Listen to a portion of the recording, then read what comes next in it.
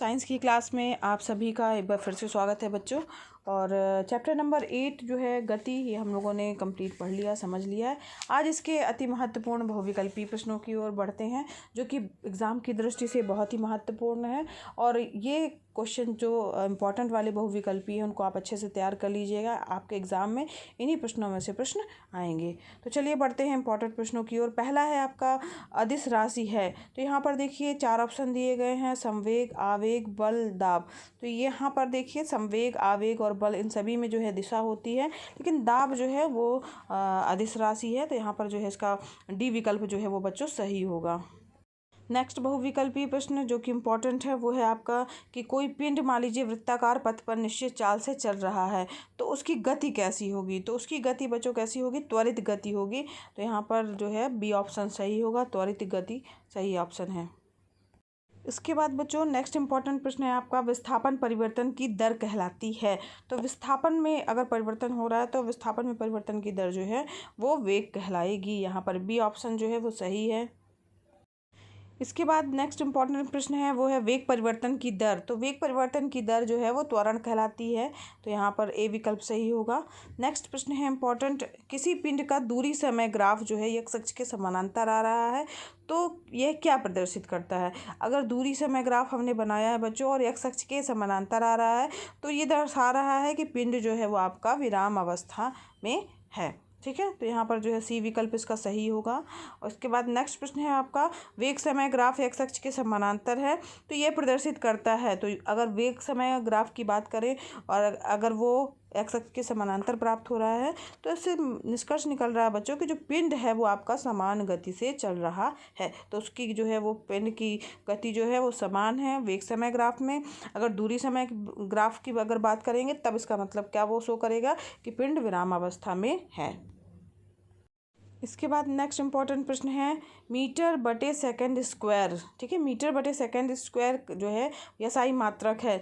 तो मीटर बटे second square जो है वो है त्वरण का एसआई मात्रक। इंटरनेशनल सिस्टम में जो है त्वरण का मात्रक है मीटर बटे सेकंड स्क्वायर। ठीक, तो यहाँ पर ये इसका डी विकल्प सही है।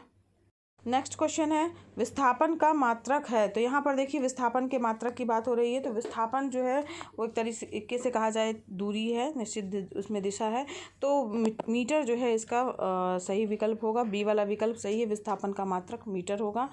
चाल का मात्रक है, तो चाल का मात्रक होता है मीटर बटे सेकंड। चूँकि यहाँ पर मीटर बटे सेकंड नहीं दिया गया है, जबकि दिया गया है मीटर सेकंड इनवर्स, यानी सेकंड की पावर में -1 लिखा है, उसका तात्पर्य ही वही है मीटर बटे सेकंड। तो यहाँ पर जो है सी विकल्प सही होगा। इंपॉर्टेंट प्रश्न है बच्चों चाल का मात्रक। वेग का मात्रक इसी तरीके से, तो यहाँ पर देखिए जो चाल का मात्रक है वही वेग का मात्रक है। तो यहाँ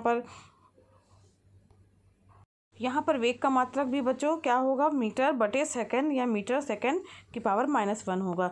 क्योंकि चाल और वेग में जो है बस केवल चाल बराबर होता है आपका दूरी बटे समय और वेग बराबर होता है विस्थापन बटे समय। तो दूरी जो है वो आपकी हो गई और चाल जो वेग है उसमें जो है वो जो वेग रहता है उसमें बच्चों विस्थापन चाहिए है कि कितना विस्थापन हुआ है।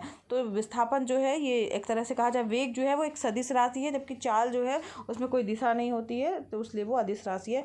बाकी मात्रक दोनों का सेम ही है, चाल का मात्रक और वेग का मात्रक दोनों का मात्रक मीटर बटे सेकंड या मीटर सेकंड यूनिवर्स होगा। ठीक है, इसके बाद त्वरण का मात्रक क्या है? तो त्वरण का मात्रक बच्चों है मीटर बटे सेकंड स्क्वायर हो गया। ठीक है, इसी को लिख सकते हैं मीटर गुणे सेकंड की पावर -2, यानी डी विकल्प सही होगा। 8वें प्रश्न का इंपॉर्टेंट प्रश्न है त्वरण का मात्रक। यहाँ पर वेग परिवर्तन की दर को क्या कहा जाता है? तो वेग परिवर्तन की दर जो है वो बच्चों त्वरण कहलाती है। इंपॉर्टेंट है ये भी प्रश्न आपका। नेक्स्ट महत्वपूर्ण प्रश्न है आपका वो है वक्रीय गति। अगर वक्रीय गति हो रही है तब क्या होगा? तो गति की दिशा जो है वो निरंतर ही बदलती रहती है। वक्रीय गति अगर होगी तो उसकी दिशा हमेशा बदलती रहेगी। यहाँ पर ए विकल्प सही होगा।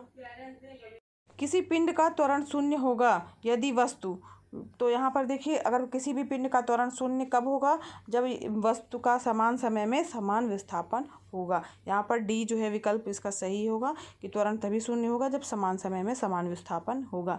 तो 15वां प्रश्न बच्चों इंपॉर्टेंट है। इस प्रकार से बच्चों चैप्टर 8 गति के ये महत्वपूर्ण बहुविकल्पीय प्रश्न हैं। तो बहुविकल्पीय प्रश्नों को आप अच्छे से तैयार कीजिएगा। जो महत्वपूर्ण वाले बताए गए हैं इनको, वो एग्ज़ाम की दृष्टि से आपके बहुत ही महत्वपूर्ण है। और बच्चों ये वीडियो आपके लिए अगर हेल्पफुल लगा हो तो ज़रूर लाइक कीजिएगा। चैनल पर नए हैं तो सब्सक्राइब कीजिए बच्चों, साथ ही बेल आइकन प्रेस कीजिएगा और प्ले लिस्ट पर भी विजिट कीजिएगा। आपके कोर्स से संबंधित वीडियो जो हैं आपके वीडियो जो हैं वो प्ले लिस्ट में डले हुए हैं। और ये वीडियो क्लासेस फ्री हैं तो आप भी लाभ लीजिए, फ्रेंड्स को भी शेयर कीजिए। धन्यवाद बच्चों, मिलते हैं किसी नेक्स्ट वीडियो क्लास में।